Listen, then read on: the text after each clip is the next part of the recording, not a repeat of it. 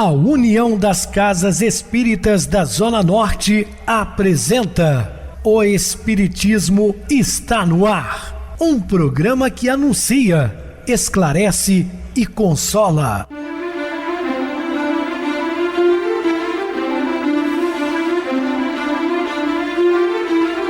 Não se turve vosso coração.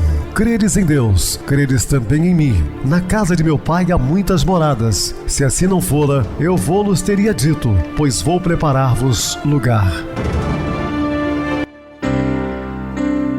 O Espiritismo está no ar. Sintonize esta frequência. Pare, pense na vida, faça perguntas.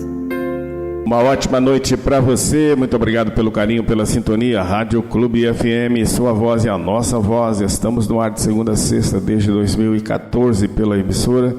Depois passamos a atuar pelo YouTube. O canal é Viver _ Melhora. Se inscreva, deixa seu like. Sua opinião é sempre importante para nós. Ou acesse o YouTube, digite O Espiritismo está no ar. Lá encontrarão vários programas, inclusive o do dia. Recebo carinhosamente minha querida amiga, expositora espírita Isa Rita. Uma boa noite, seja muito bem-vinda. Boa noite, Pedrosa, boa noite a todos os ouvintes. Estamos aqui apostos para um momento importante, estudar o Evangelho de Jesus, com muita alegria no coração. Então vamos ao programa. Sim, Isa, vamos ao programa hoje falando sobre o Centurião de Cafarnaum. Dúvidas? Entre em contato conosco ligando para o WhatsApp da Rádio Clube FM, que é 0 operadora 32 3211 5697. Quer falar comigo? Utilize a TIM 988012675, o WhatsApp 9844949, novamente 59. O e-mail espiritismoestanoar@hotmail.com. Interajam conosco, façam perguntas, tirem dúvidas, podem dar sugestões ao programa. Estamos à disposição dos ouvintes. Vamos agora para aquele momento muito especial que é o nosso momento de oração. Sintonize esta frequência. O Espiritismo está no ar. Momento de oração. Meu Deus, acredito firmemente que Tu estás dentro de mim, fazendo com que o meu coração bata e o sangue circule nas veias. Eu te aceito, quero te impulsionando todo o meu ser. Acredito também que teu agir dentro de mim, divino e maravilhoso, visa melhorar a minha vida e levar-me à completa felicidade. Como meu maior amigo, interessas-te por tudo o que se passa comigo. Reservas uma boa solução para os meus problemas, nascidos da ignorância e da ilusão, que me perdoas a cada instante, sem que disto me aperceba. Ama-me, eu sei. Apresenta-me, pois, Senhor, uma solução para os problemas que ora enfrento e dá-me a sabedoria e o equilíbrio para evitá-los de futuro. Deposito as angústias neste momento nas tuas mãos e espero confiante. Agradeço-te as inspirações que me dás e o que fazes por mim. Gratidão, Senhor. Estamos apresentando O Espiritismo está no ar. Bem, meus amados irmãos, estamos de volta com o assunto da noite, falando do centurião de Cafarnaum. E o servo de um centurião, a quem este muito estimava, estava doente e moribundo. E quando ouviu falar de Jesus, ouviu-lhe o ancião dos judeus, rogando-lhe que viesse curar o seu servo. Chegando eles junto de Jesus, rogaram-lhe muito, dizendo: é digno de que lhes concedas isso, porque ama a nossa nação, ele mesmo nos edificou a sinagoga.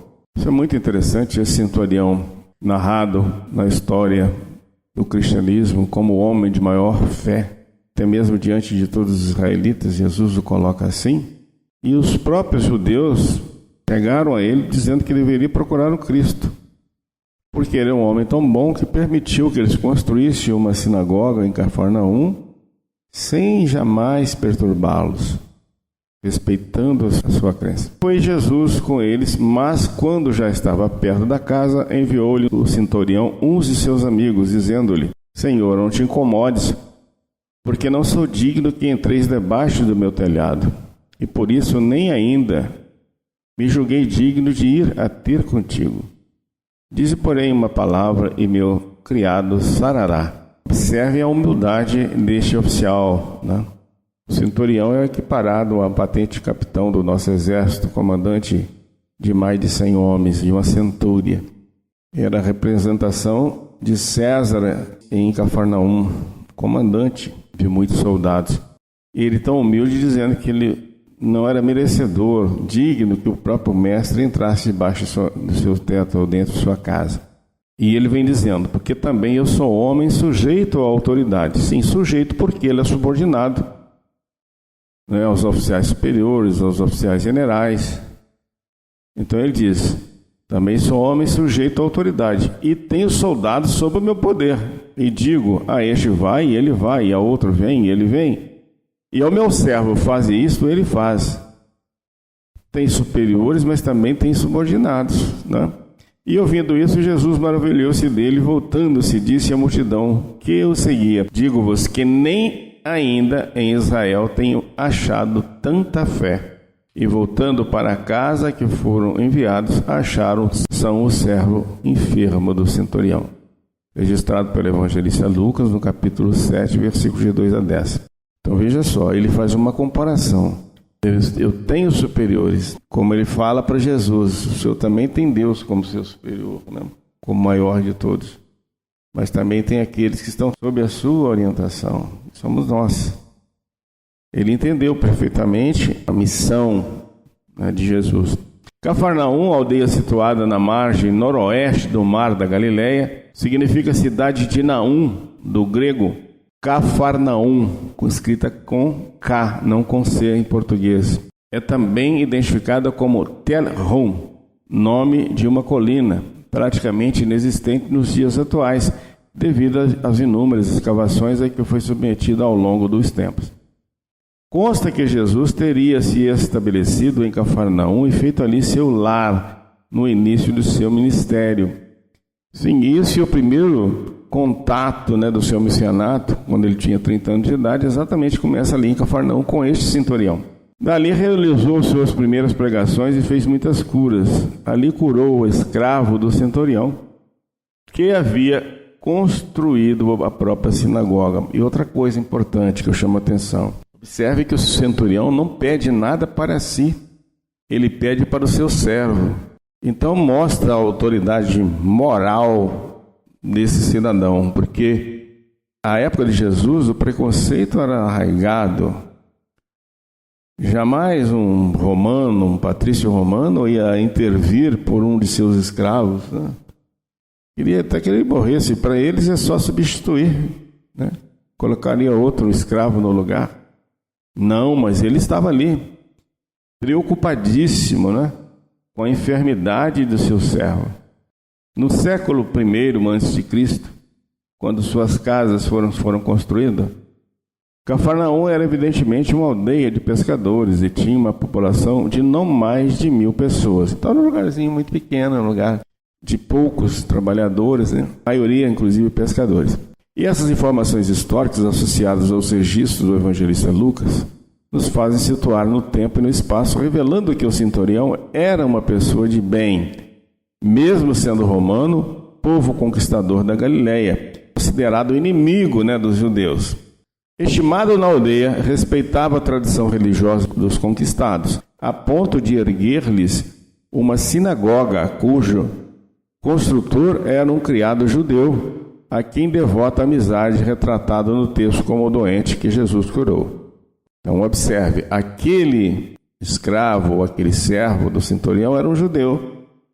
Pediu a este comandante que deixasse-lhe construir uma sinagoga. Ele então dispensa o seu servo para fazer esse trabalho, né, com os demais amigos judeus, sem interferência, sem contestar. O texto de Lucas nos revela, além da cura à distância realizada por Jesus, importantes ensinamentos relacionados a outros personagens. Exemplificação no bem, a força da solidariedade, os benefícios da gratidão, o valor da intercessão e o poder da fé. Tudo isso tem que ser associado, né, a essa brilhante história registrada por Lucas, que vale a pena refletirmos, né, sobre isso, mostrando que a caridade, a fé não tem fronteiras. E o servo de um certo centurião, então registrado pelo evangelista Lucas, no capítulo 7, versículo de 2 a 5, mostra que a narrativa apresenta uma sequência de acontecimentos de que podem ser considerados no mínimo inusitados. Primeiro, porque o pedido de auxílio a Jesus veio de um centurião, indivíduo pertencente ao quadro do exército invasor. Vejam só. Então, esse invasor, que tem o povo sob seu domínio, vai ele interceder pelo conquistado. Segundo, porque o beneficiado não era alguém social ou politicamente importante, mas um escravo. Então ele não pede para Jesus curar nenhum membro de sua família ou a si próprio, mas um criado. Terceiro, pelo endosso concedido pelo ancião ao pedido do romano, que também destacaram as suas qualidades morais. Por último, evidencia a surpreendente fé do romano. Então, quantos acontecimentos importantes nós tivemos nessa passagem. Próprios judeus, que na época rivalidavam com Jesus, mas foram eles, chefe de sinagoga, a intervir com Jesus a pedido do centurião, o que não era uma coisa tão comum. Na verdade, a principal mensagem é mostrar a força do bem que marca as ações de todos os personagens envolvidos nessa história. Nesse sentido, é oportuno o conselho de Bezerra de Menezes, quando ele diz-nos: continuemos buscando Jesus em todos os irmãos da terra, mas especialmente naqueles que sofrem problemas e dificuldades maiores que os nossos obstáculos, socorrendo e servindo, e sempre mais felizes nos encontraremos sob as bênçãos dele, nosso Mestre e Senhor. Estou mostrando que nós devemos sim auxiliar preferencialmente aqueles que mais necessitam, como foi o caso do centurião pedindo pelo seu servo. O oficial romano, considerado o pior inimigo, se revelou como pessoa de boa índole, respeitando as tradições culturais e religiosas dos habitantes da aldeia, subjugadas ao domínio de César, conquistando-lhes a simpatia e a amizade. Esse romano deve ter sido efetivamente alguém especial, que não se valendo da posição política que ocupava e sem fugir dos deveres inerentes ao cargo, soube cativar a comunidade de Cafarnaum pela construção de uma sinagoga. Bem, o exemplo do centurião nos leva a calar fundo, considerando a missão do espiritismo na revivência da mensagem cristã. Há um talento de luz acessível a todos.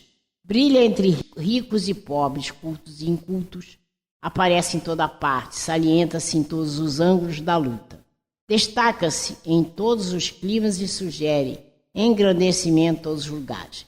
É o talento da oportunidade, sempre valioso e sempre o mesmo, na corrente viva e incessante das horas. É o desejo de doar um pensamento mais nobre ao círculo da maledicência, de fortalecer com um sorriso o ânimo abatido do companheiro desesperado. O que nós estamos vendo aqui é o nosso papel. É o nosso papel na sociedade, é o nosso papel como cristão, é o nosso papel como espírita, de buscar o conhecimento, trazer para nós os ensinamentos de Jesus para a gente poder aplicar no nosso dia a dia. É o talento da oportunidade. Quando a gente entende o que nós estamos fazendo aqui no planeta, de provas e expiações, nós temos a oportunidade do crescimento espiritual, de nos burilarmos, de a gente chegar a uma perfeição relativa, porque perfeito é só Deus, como Jesus mesmo afirmou, perfeito só o Pai, nem Ele se pôs como perfeito. Então, se nós temos essa consciência de que nós temos que buscar o nosso crescimento espiritual, nós vamos então lembrar que Jesus falou sobre o amor. Amar a Deus sobre todas as coisas e ao próximo como a si mesmo. E o que eu quero dizer é o seguinte: como eu vou me amar? Porque se eu me amar, vou amar o próximo. Amando o próximo, vou amar a Deus. Mas como eu vou me amar?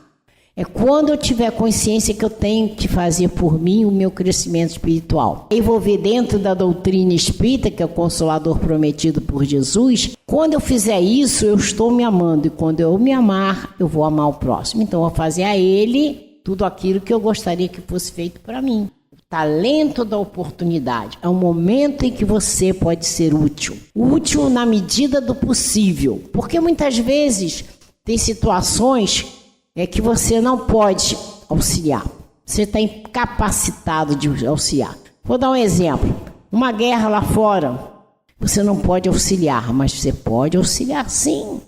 Com a oração da paz, com a oração do amor. Este momento você vai usar o talento da oportunidade, fazer a sua parte. E em relação às pessoas que estão próximas a você, doar um pensamento mais nobre no círculo da maledicência, fortalecer com um sorriso o ânimo batido do companheiro desesperado, alinhavar uma frase amiga que enterneça os maus. E olha, como os Espíritos estão pedindo para que a gente faça a nossa parte de oração, pedindo a paz no mundo, pedindo que os governantes caiam na realidade do amor. Muito importante. Eu já falei em outros programas, o que aconteceu aqui no sul do Brasil, o povo ajudando não só materialmente, mas as orações que foram dirigidas para aquele povo, para o nosso povo no sul, elevou a vibração de amor no país. Outra coisa que eu acho que eu já falei e que é muito importante a gente entender, é um período em que Roberto Carlos e o Erasmo Carlos começaram a fazer músicas falando de Jesus. O Brasil inteiro parou para pensar em Jesus, falar de Jesus. Então eles usaram o talento da oportunidade para levar o amor, para levar o conhecimento de Jesus. Podemos fazer muita coisa sim. Alinhavar uma frase amiga que enterneça os maus a se sentirem menos duros e auxilia os bons a se revelarem sempre melhores. De prestar um serviço insignificante ao vizinho. Gente, a gente pode fazer tanta coisa, né? Quando a gente vê um vizinho desalentado, triste, vai lá conversar com ele, traz um ânimo para ele. Gente, quando foi da pandemia, eu e a minha irmã, nós passamos a fazer uma coisa assim, direta com as pessoas, né? Logo veio a Páscoa, e aí nós compramos uma violeta, a gente batia na porta dos amigos e vizinhos, colocava o vasinho na porta e desejava Feliz Páscoa. Ao longe, não podiam se abraçar. Consegui levar alegria para aquelas pessoas, muitas que estavam muito tristes, não podiam ver a família. Fiz isso na Páscoa, fiz isso nos aniversários, no Natal, durante um bom tempo. Eu usei, então, o talento da oportunidade. E é isso que nós temos que fazer, né? Sempre atento à necessidade das pessoas, né? Então, a gente tem que plantar, aqui como diz aqui, o pomar da gratidão e da amizade. Cultivar algum trato anônimo de solo, aonde o arvoredo de amanhã fale sem palavras de nossas elevadas intenções. Olhar pela natureza, olhar pelos animais, preservar a natureza, não se esquecendo que nós voltaremos para estar aqui. Então, por que poluir um rio? Por que desmatar e não plantar e não limpar? Vamos usar o talento da oportunidade, né? Os representantes dos judeus, por outro lado, revelaram possuir um nobre sentimento de gratidão quando, ao se dirigirem a Jesus, passam por cima das diferenças religiosas, possivelmente existentes entre eles e o Cristo, e endossam o pedido do centurião, afirmando: é digno de que lhe concedas isso, porque ama a nossa nação e ele mesmo nos edificou a sinagoga. Olha que gesto bonito de ambas as partes, né? Então é isso, são exemplos.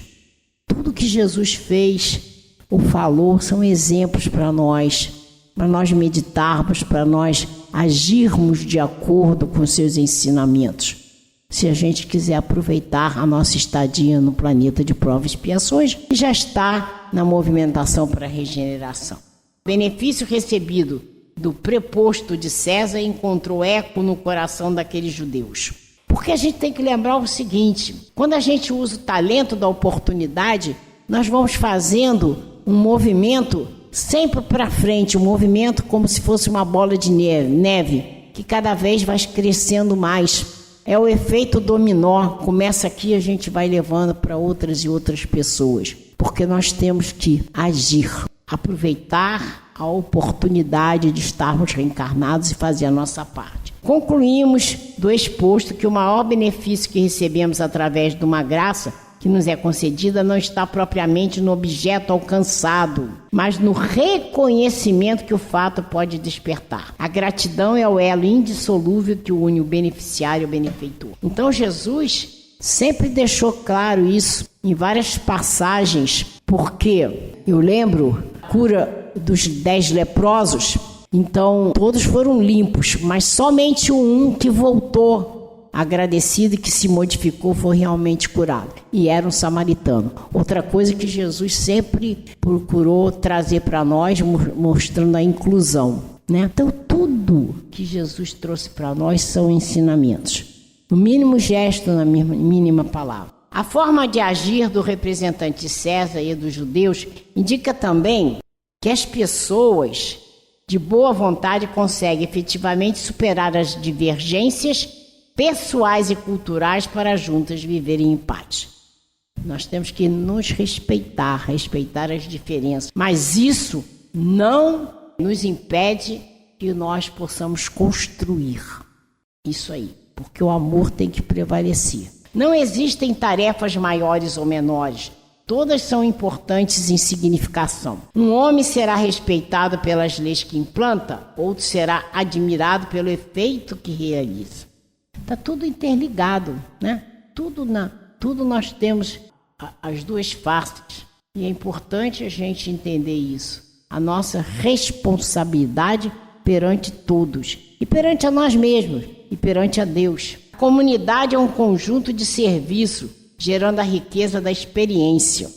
Não podemos esquecer que a harmonia dessa máquina viva depende de nós. Só depende de nós.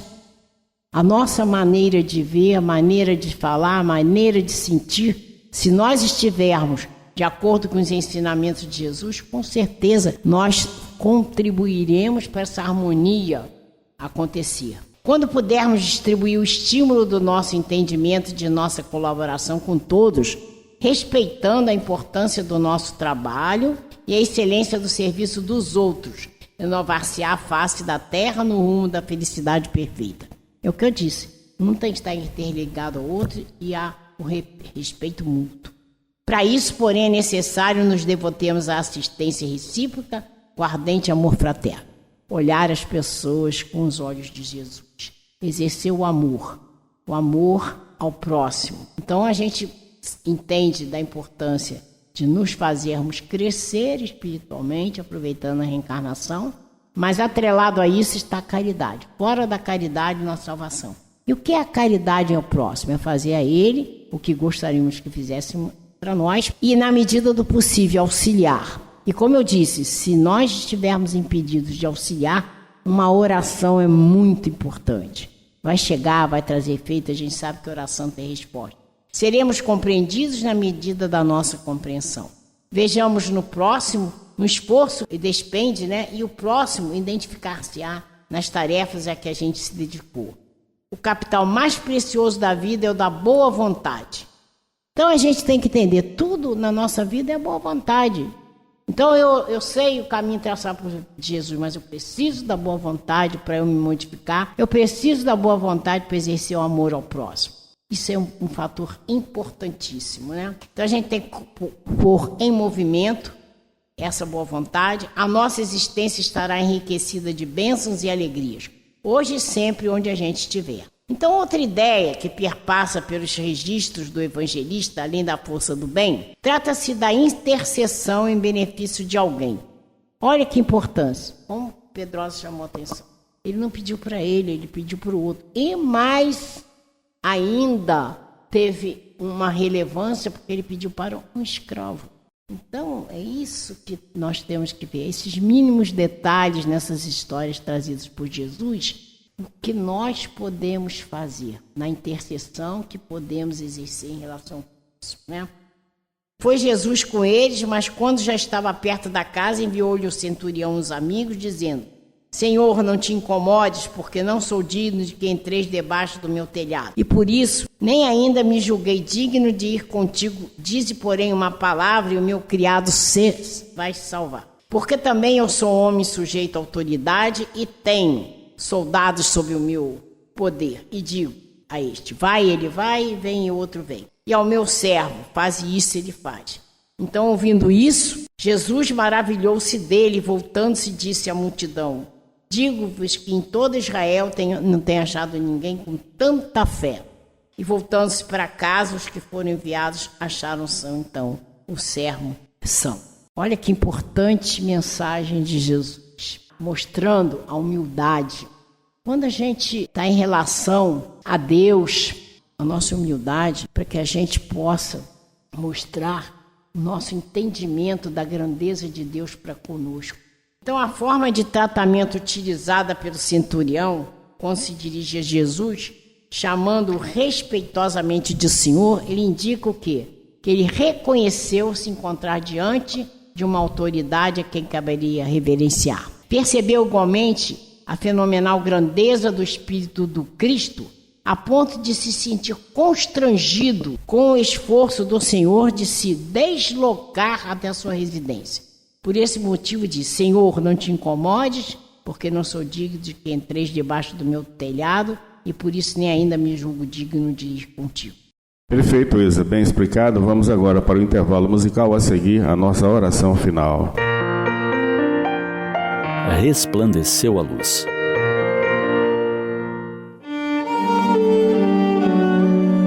Em Jesus, encontramos uma fonte que nunca se esgota. O legado deixado por esse Espírito perfeito, esse irmão maior, precisa ser revisto a todo instante. A importância do Evangelho em nossas vidas é tão grande que podemos dizer que sem Jesus dificilmente conseguiremos seguir adiante. O Evangelho é um projeto de luz previsto e anunciado pelos profetas muito antes da chegada do Cristo na Terra.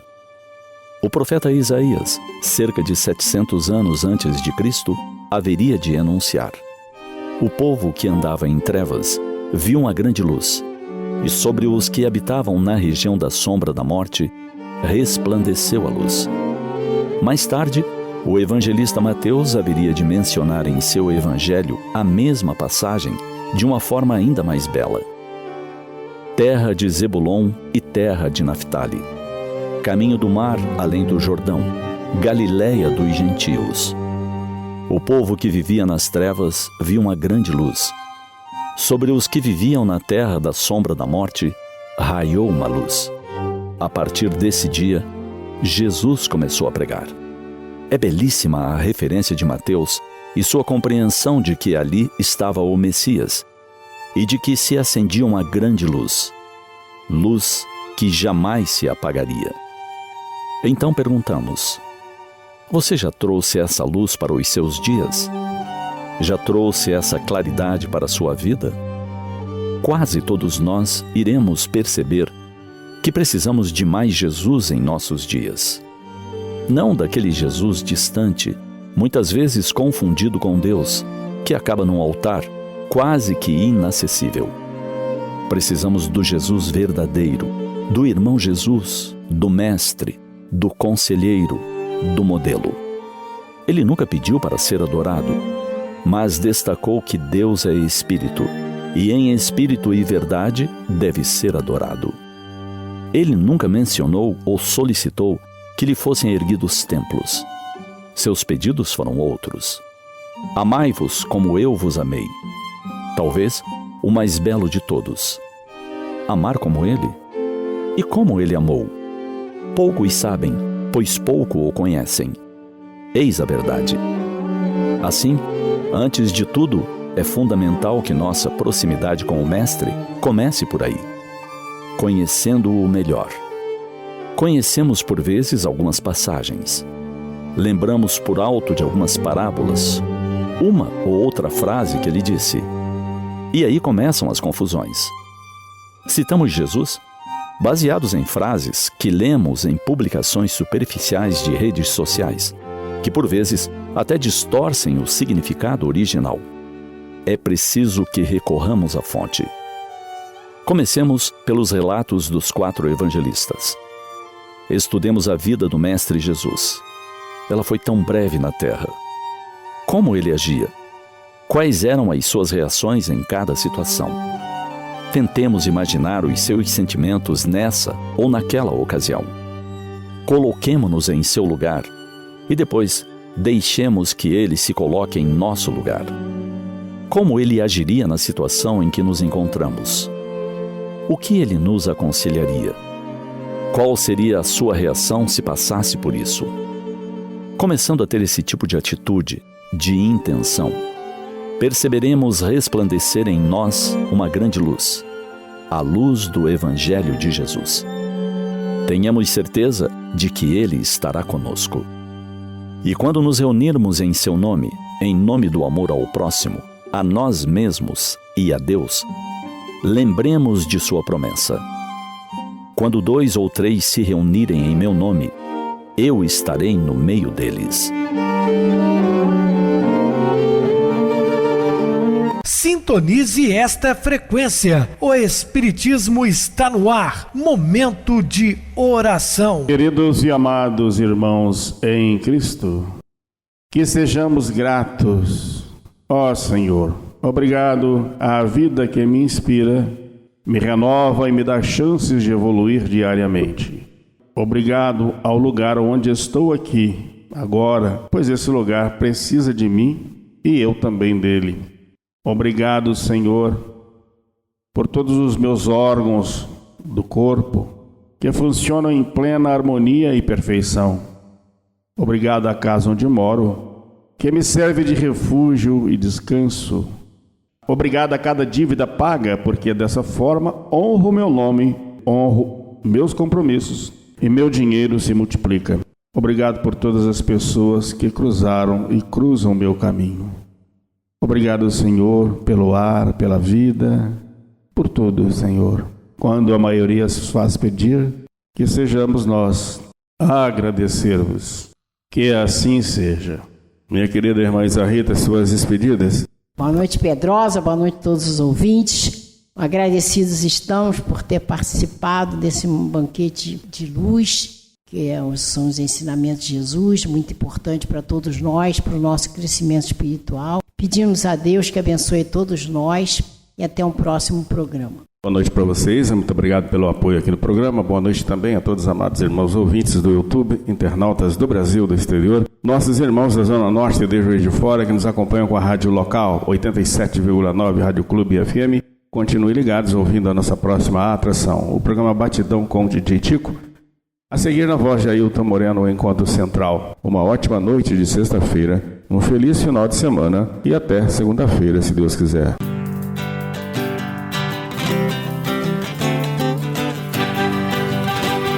A União das Casas Espíritas da Zona Norte apresentou O Espiritismo está no ar, anunciando o Evangelho de Jesus, esclarecendo sua mensagem, consolando corações. Olhe pro céu e descubra imagens de luz. Se tem Jesus, o amor todo que Deus te deu. Pense no bem, no melhor em que pode fazer. Seja o que for, também vai receber.